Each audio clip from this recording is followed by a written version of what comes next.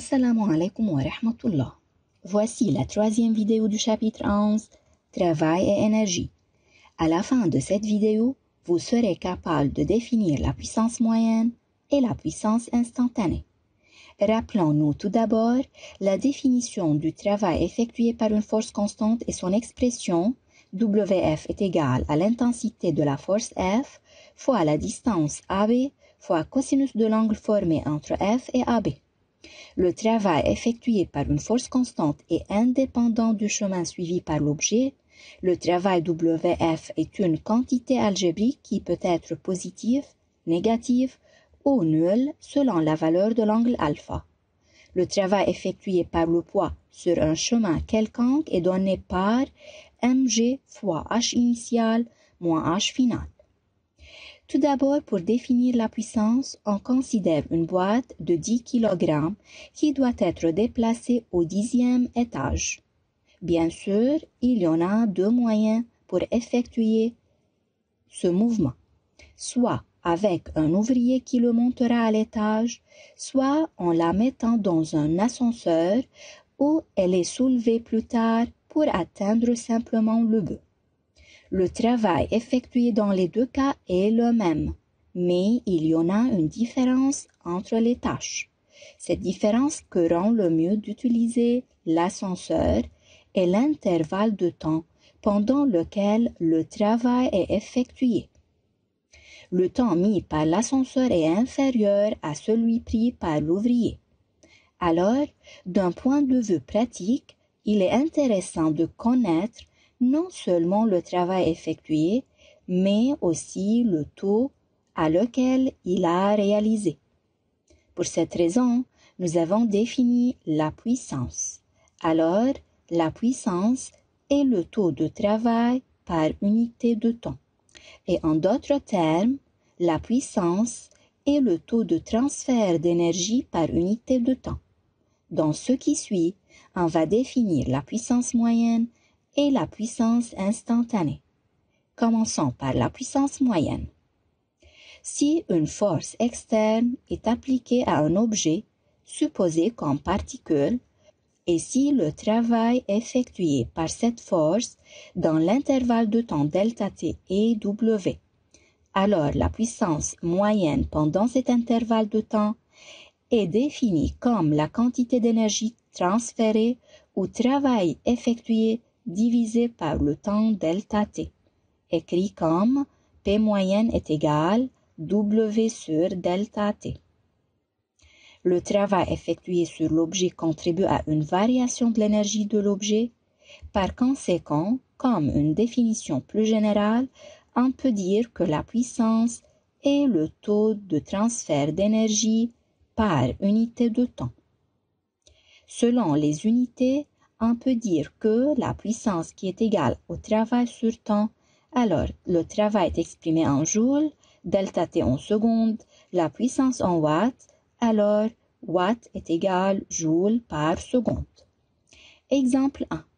Calculer la puissance moyenne d'un moteur qui consomme 170 000 joules pour produire de l'énergie mécanique pendant 2,4 minutes. La puissance moyenne est égale au travail sur ΔT. Le travail est égal à 170 000 joules. ΔT est donné en minutes. On doit le convertir en secondes. Alors, ΔT sera 2,4 fois 60. La réponse du travail sera 1180,55 watts. Passons à la puissance instantanée. D'une manière similaire à la façon dont nous avons trouvé la définition de la vitesse et de l'accélération, nous pouvons définir la puissance instantanée comme la valeur limite de la puissance moyenne lorsque t s'approche de 0. P instantané est égal à la limite de travail sur ΔT lorsque ΔT tend vers 0, qui est la dérivée de W par rapport au temps. dW est le petit changement du travail effectué. Alors, on peut dire que dW est égal F scalaire dr dr est le vecteur déplacement.